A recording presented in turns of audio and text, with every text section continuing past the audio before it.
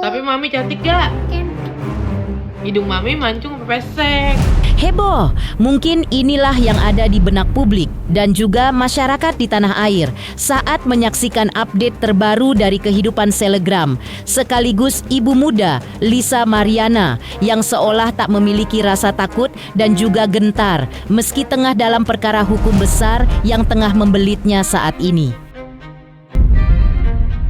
Ya, Lisa, seperti kita ketahui bersama, belum lama ini atau pada Minggu 19 Oktober 2025 lalu diputuskan menjadi tersangka oleh Direktorat Tindak Pidana Siber atau disingkat Dittipid Siber Polri. Namun alih-alih mundur atau bersembunyi, Lisa Mariana malah melakukan sesuatu yang tak disangka-sangka siapapun. Di luar dugaan, Lisa Mariana justru tampil dengan perubahan besar yang seolah membuat publik terhenyak. Sebuah langkah paling besar yang seakan dilakukan Lisa untuk mempersiapkan hari yang paling genting untuk dirinya. Lantas, apakah yang dilakukan Lisa Mariana? Apa tujuannya? Dan apakah ini ada hubungannya dengan tekanan hujatan yang selama ini membanjiri dirinya? Pemirsa, bersama Intens Investigasi, kami hadirkan kabar terkini, terpercaya, dan teraktual. Tetapi sebelumnya, jangan lupa untuk like, subscribe, dan juga share channel YouTube ini.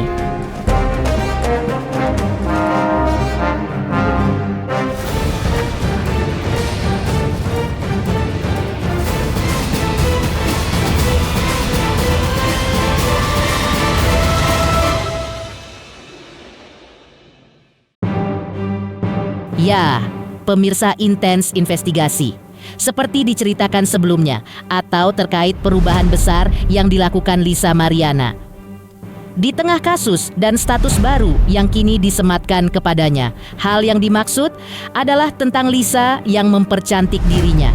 Tak tanggung-tanggung, Lisa Mariana di momen yang mungkin terberat dalam hidupnya tersebut malah melakukan operasi hidung di sebuah klinik langganannya. Dan ditemui secara eksklusif oleh tim Intens Investigasi kemarin, Lisa pun akhirnya menjelaskan alasan dibalik langkah mengejutkannya itu. Ia mengaku sejak lama merasa bahwa kedua lubang hidungnya tidak simetris, hingga kerap menjadi sasaran hujatan netizen. Tekanan demi tekanan itu yang akhirnya ia memutuskan untuk mengambil tindakan yang selama ini ia tahan. Alhamdulillah. Jadi kan kalau misalkan kalian tahu kan hidung aku tuh lubang kanan kirinya itu beda dan selalu dihujat sama netizen gitu kan. Kadang juga stres gitu. Akhirnya ya banyak sih sebenarnya yang kayak direkomenin di klinik-klinik luar negeri. Cuman aku kayak enggak dulu gitu. Ya udah, alhamdulillah hasilnya juga sesuai sama yang aku mau. Angle kanan kiri ini juga lubangnya sekarang juga udah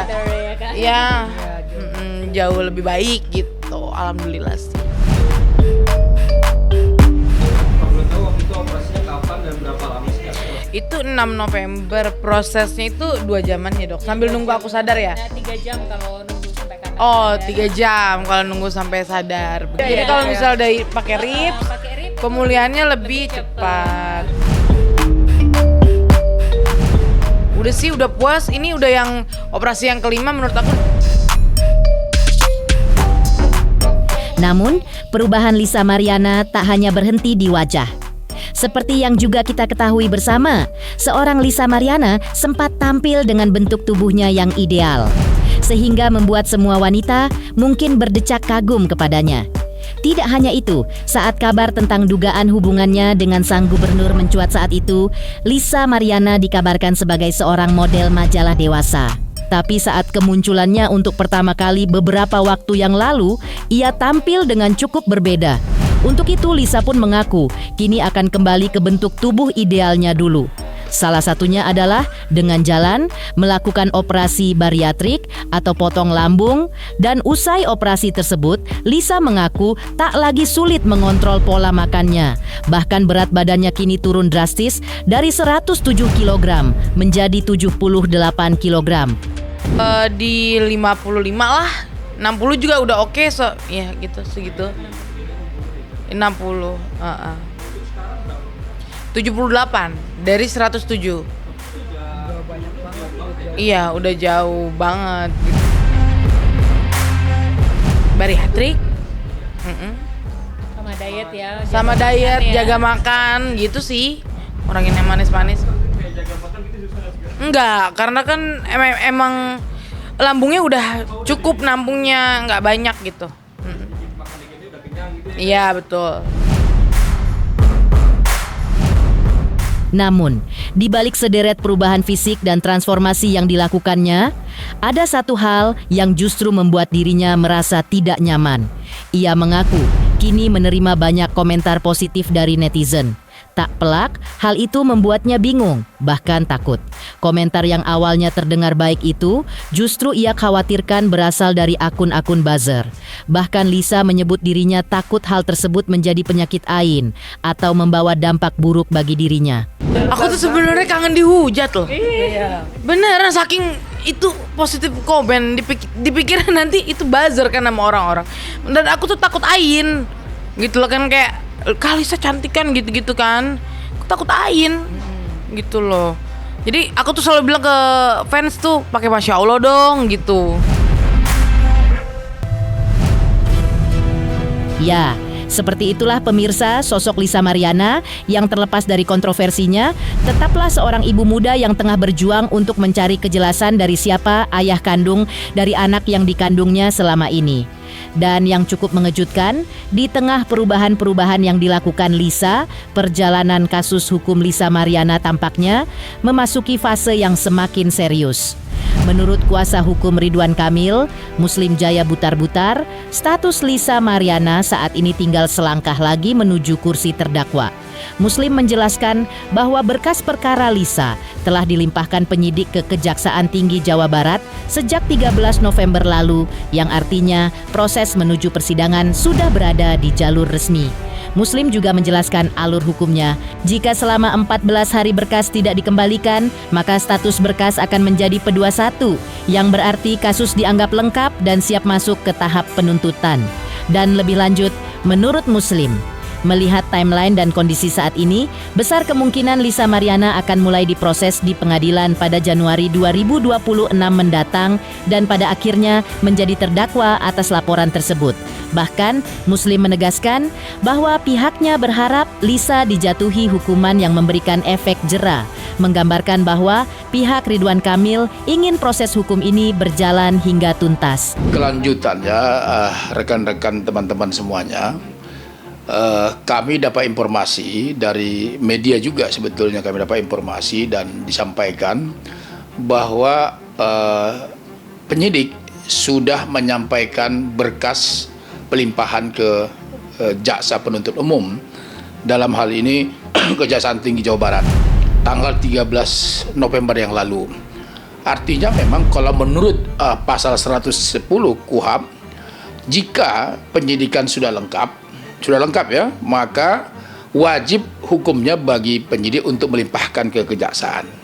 Nah itu dulu, itu dasar hukumnya, dasar pertamanya. Nah tentu nanti ketika sudah dilimpahkan berkasnya, itu namanya tahap pertama. Selama 14 hari setelah berkas dikirim oleh penyidik Bareskrim, akan diperiksa oleh Kejaksaan Tinggi, oleh Jaksa Penuntut Umum dalam tempo 14 hari. Kalau dalam tempo 14 hari tidak ada masalah, tidak ada dikembalikan, maka sudah P21 akan dikomunikasikan ke penyidik, ini berkas sudah P21. Berikutnya nanti ya penyidik akan melimpahkan tersangka dan barang bukti kepada Jaksa Penuntut Umum. Jadi kita harapkan saja tidak ada kendala, tidak ada masalah mengenai berkas. Kami optimis penyidik Bareskrim Mabes Polri ketika dilimpahkan ke Kejaksaan Tinggi berarti sudah menyikapi secara profesional. Nah, itu perihal tindak pidana pencemaran nama baik yang dilaporkan Pak Ridwan Kamil di Bareskrim Mabes Polri di bulan April yang lalu. Nah, karena memang penyidikan sudah lengkap sehingga penyidik melimpahkan ke Kejaksaan Agung khusus untuk itu. Nah, kita harapkan setelah penyidik Bareskrim melimpahkan ke Kejaksaan Tinggi, maka kita harapkan Kejaksaan Tinggi nanti akan melindaklanjutin lah. Ya tentu nanti akan dibawa ke pengadilan untuk strategi penuntutan, dan kita harapkan ya tidak terlalu lama lagi yang namanya Lisa Mariana bisa jadi terdakwa dalam kasus tindak pidana pencemaran nama baik terhadap Ridwan Kamil. Ya karena ini di bulan November, ya mungkin Desember itu banyak libur, kemungkinan awal Januari itu kemungkinan akan berproses di pengadilan. Kita harapkan seperti itu kalau tidak ada kendala.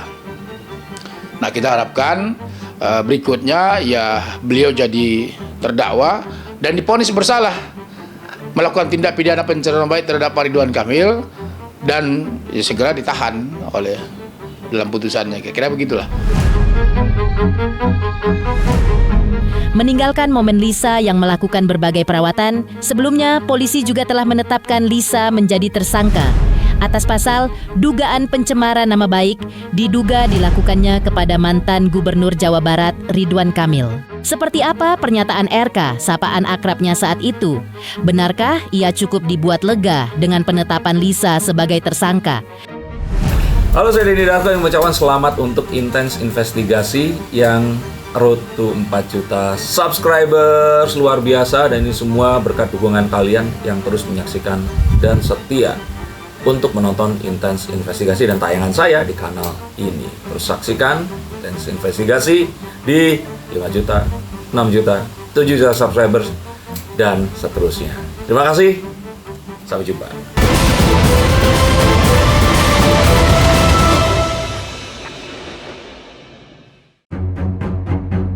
Pemirsa Intens Investigasi, seperti diceritakan sebelumnya atau belum lama ini, pada Minggu 19 Oktober 2025 lalu, diputuskan menjadi tersangka oleh Direktorat Tindak Pidana Siber atau disingkat Ditipid Siber Polri. Dan meski Lisa tidak hadir dalam panggilan pertamanya, kuasa hukum Lisa memberikan penjelasan lengkap mengenai alasan ketidakhadiran kliennya.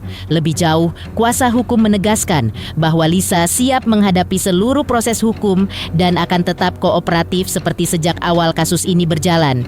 Ia juga menyebut bahwa dugaan pencemaran nama baik ini harus dibuktikan secara hukum karena menurut mereka tuduhan Lisa bukan halusinasi, melainkan lahir dari sebuah sebab akibat yang menurut timnya jelas. Kebetulan hari ini saya mewakili klien saya Lisa Mariana untuk pemanggilan sebagai tersangka yang hari Senin ya, ini hari Senin. Tapi karena kebetulan klien kami berhalangan hadir, jadi kami cuma mau menyampaikan surat ke dalam atas ketidakhadirannya. Kenapa? Karena kemarin itu dia kurang enak badan, sakit lah.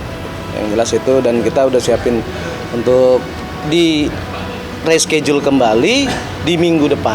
Kalau tidak berhalangan antara tanggal 23 ataupun 24.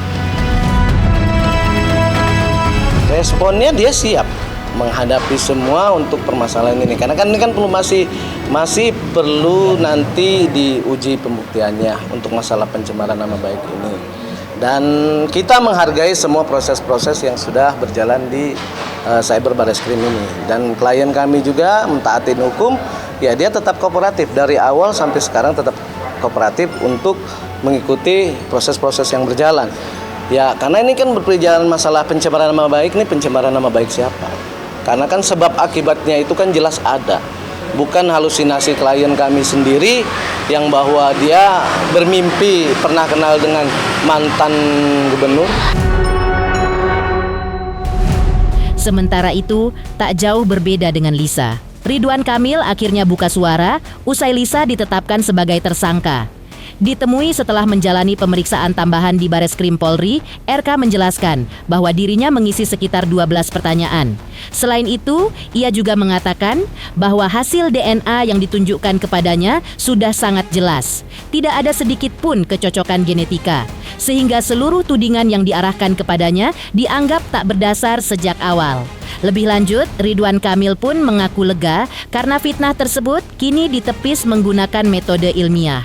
Dan ia menyerahkan seluruh proses lanjutan kepada penyidik dan berharap perkara ini dapat berjalan sesuai ketentuan hukum yang berlaku.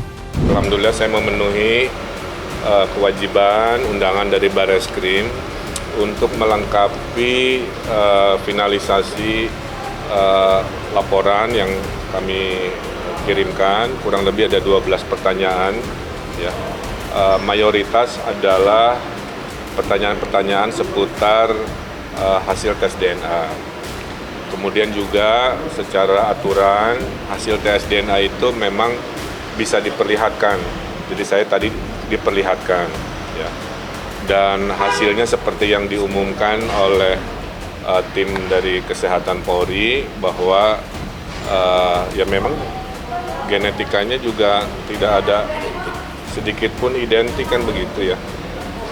Sehingga akar dari semua ini adalah kan tudingan yang tidak berdasarkan dengan bukti. Itulah kenapa kita melakukan laporan pencemaran nama baik.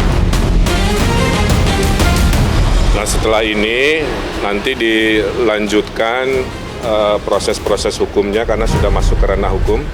Jadi kita menghormati ranah penyidik dan lain-lain. Lebih detailnya seperti biasa Pak Muslim akan menjelaskan, tapi intinya agenda saya itu secara umum juga saya sudah lega ya, fitnah besar ini bisa ditepis oleh sebuah cara ilmiah, yaitu tes DNA. Saya nggak ada komentar, kita menghormati institusi kepolisian yang sudah teruji dalam melakukan tes. Mau di mana aja 1000% hasilnya sama. Sementara itu, kabar yang juga beredar mengaitkan nama Lisa Mariana baru-baru ini adalah tudingan ia yang dituding mengutil atau mengambil sejumlah uang saweran saat tampil ber-DJ bersama dengan Dinar Candy. Seperti apa cerita Lisa saat itu? Seperti apa jawaban Lisa saat ditemui eksklusif oleh tim Intens Investigasi menjelaskan momen tersebut? Halo, saya Denny Darko yang mengucapkan selamat untuk Intens Investigasi yang road to 4 juta subscribers, luar biasa, dan ini semua berkat dukungan kalian yang terus menyaksikan dan setia untuk menonton Intens Investigasi dan tayangan saya di kanal ini. Terus saksikan Intens Investigasi di 5 juta, 6 juta, 7 juta subscribers dan seterusnya. Terima kasih, sampai jumpa.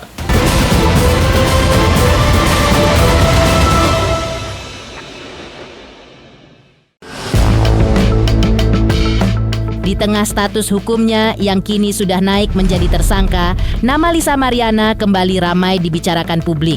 Bukan karena kasusnya, namun karena sebuah video viral yang memperlihatkan dirinya tampil di sebuah klub malam bersama Dinar Candy. Dalam video terlihat Lisa ikut memeriahkan suasana, bahkan sampai mengumpulkan uang saweran para pengunjung. Ditemui secara eksklusif oleh tim Intens Investigasi, Lisa pun akhirnya menjelaskan apa yang sebenarnya terjadi. Menurut Lisa, dirinya hanya ikut meramaikan suasana dan semua itu hanyalah candaan. Ia juga menegaskan bahwa dirinya bukan mencuri saweran, melainkan sekadar mengikuti gaya bercanda Dinar Candy. Terkait tuduhan warganet bahwa dirinya mengambil saweran, Lisa justru menanggapinya santai. Dengan nada bercanda, Lisa mengatakan bahwa jika masih ada yang menuduhnya, dia akan menjawab, nanti mau ngutil lagi. Seolah menunjukkan bahwa ia tidak ingin memperpanjang polemik tersebut. Jadi gini loh, kalau sama Teteh itu, sama Teh Dinar itu tuh udah 2 kali. Pertama itu di Pendekar, dia tuh emang suka gitu, misalnya ngajak aku gitu kan, buat ngehebohin dia lagi nge-DJ gitu kan. Emang ya jujur ya, alhamdulillah kalau ada aku tuh jadi makin rame gitu lah. Akhirnya pas kemarin di HW Club yang punya Bang Hotman itu rame juga dan sawerannya tuh gila-gilaan gitu. Jadi bukan nguntil, itu tuh bukan nguntil. Kan kalau aku kan dihujat kan katanya ngambil sawerannya Teteh mah cuma ketawa-tawa doang, kita cuma ketawa-tawa doang gitu, candaan gitu biar lucu aja. Jadi di situ kalau kata Teteh tuh 30 menit gua nge-DJ, 30 menitnya gua ketawa-tawa bercanda gitu. Ini apa nanti malam kita diajak lagi, apalagi ada Barbie kan, tambah gila lagi nanti malam. kalau kenal udah lama, tapi kalau deket kayak misalnya Teddy Nar tuh juga banyak nasehat sama kayak Kak Barbie. Gua nggak biasa manggil lu Kak ya. Iya Ber Iya gitu. Ber gitu. Kayak Kak Barbie kan juga sama begitu ya, ngasih nasehat juga sama semua gitu. Karena kan mereka kan senior ya, lebih dulu terjun ke dunia entertain gitu. Banyak netizen Kak, ada yang bilang katanya itu saweran Akademir diambil Nggak apa-apa, aku jawabnya gini, nggak apa-apa, ini mau nguntil lagi gitu.